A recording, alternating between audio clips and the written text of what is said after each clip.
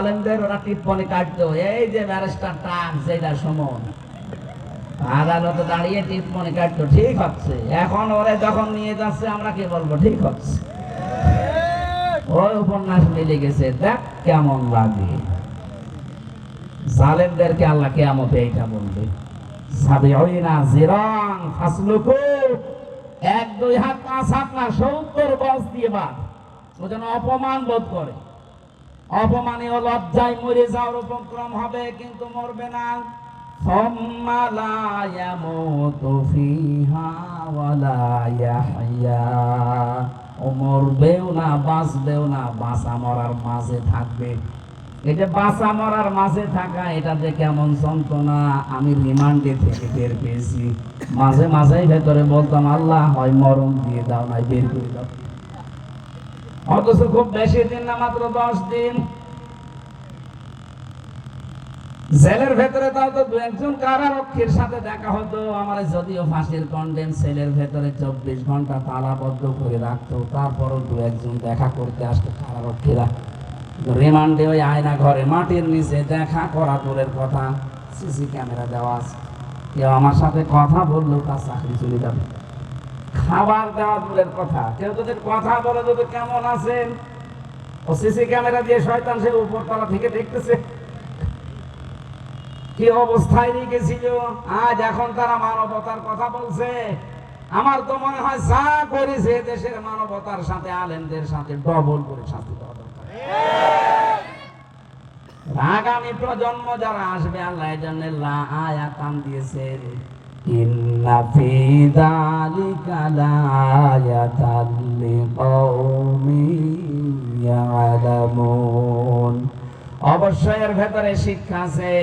এই বাংলাদেশে জালেমদের বাড়ি ঘর গুলো আজ টয়লেট হয়ে গেছে, উজাড় গৃহ, কেউ আর সেখানে বাস করে না, শয়তানও সেখানে থাকে না, ভয় পায়।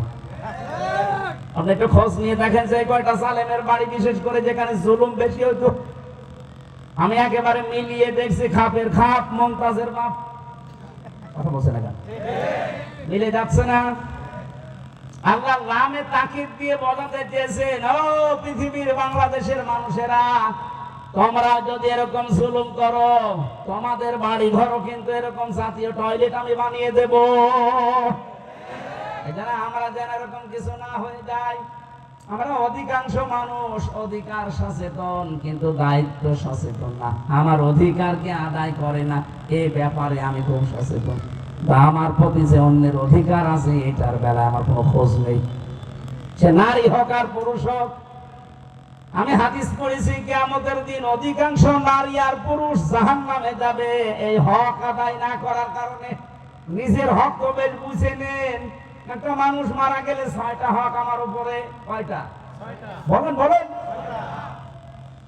ও মারা গেলে ওরে দাফন কাফনের ব্যবস্থা করার, জানাজায় হাজির হওয়া। 2 নাম্বার, হাই শোনেন, কেউ যদি মারা যায়, ওর যদি দাফন কাফন জানাজা না হয়, ওই দোষ তার নিজের। বলেন কার দোষ?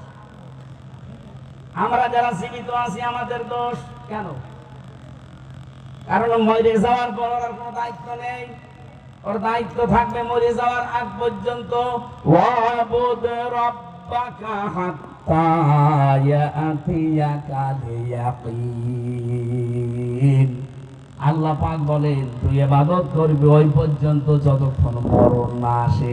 তার মানে মরণ আসলে আপনার আর ইবাদত বন্দেগী করা পারে, বলেন না কেন? এরপরে করবে কারা? আমরা যারা বেঁচে আছি তারা। কি ইবাদত?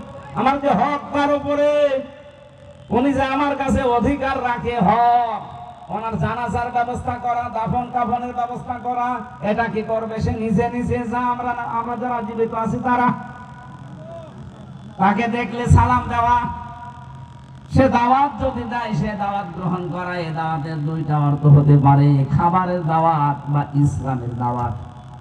আজ আমরা অনেকে খাবারের দাওয়াত গরিব বলে নিতে চাই না, আর ইসলামের দাওয়াত শুনলে আগুন ধরে যায়। কথা বলেন না কেন?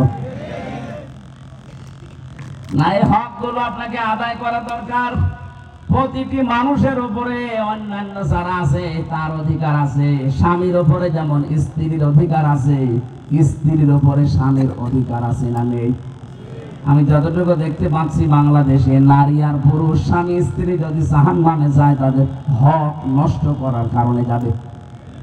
কত মহিলা ওই যে বসে আছে দেখছেন না, দাঁড়িয়ে আছে, কালো বোরকা পরা, 5 ওয়াক্ত নামাজ পড়ে, রোজা রাখে, মনে আছে আসমান থেকে জান্নাত থেকে পালিয়ে চলে এসেছে। অথচ অধিকাংশ মেয়ে লোকেরা স্বামীর প্রতি নাশকরিয়া, স্বামীর সাথে কুফরি, স্বামীর মনে কষ্ট দেওয়ার দোষ আছে না নেই? আমি যত মেয়ে লোকের জান্নাতি জীবন পড়েছি তার ভেতর হযরতে আসিয়া। আপনার স্বামী খারাপ আমিও জানি, আমি জানি, আপনি এবার দোয়া করবেন যে হুজুর মরুক, আমি মরবো, তারপরও বলবো আপনার স্বামী খারাপ, কিন্তু ফেরাউনের মতো খারাপ না। আপনি জানেন ফেরাউন কেমন খারাপ ছিল? নিজের স্ত্রীর হাতের ভেতরে পেরেক লাগিয়েছে,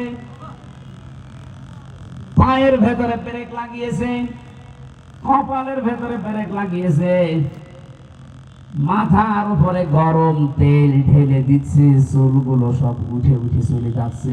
যে ভয়ঙ্কর বর্ণনা দিলাম, ইবনে কাসিরের বলেন তো আপনার স্বামী এটা করেছে? হ্যাঁ, 2-1 দিন হয়তো 2-1টা মারতে পারে,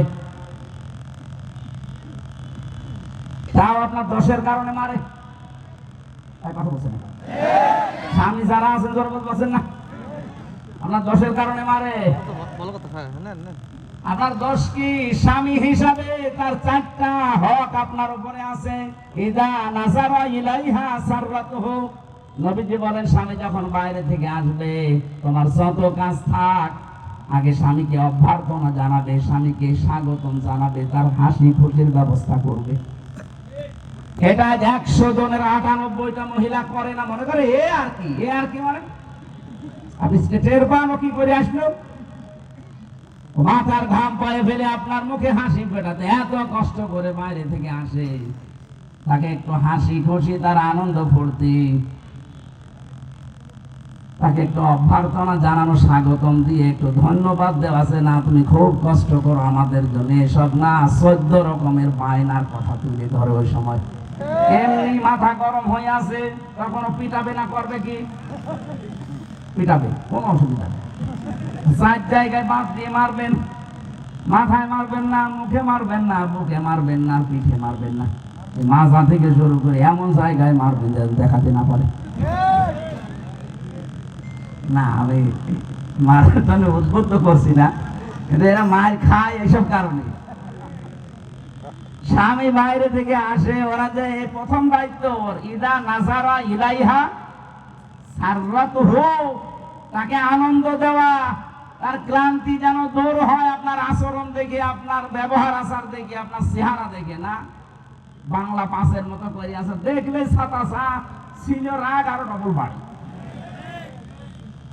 এরকম বউ আছে কার হাত তোলেন তো? একজন আছে।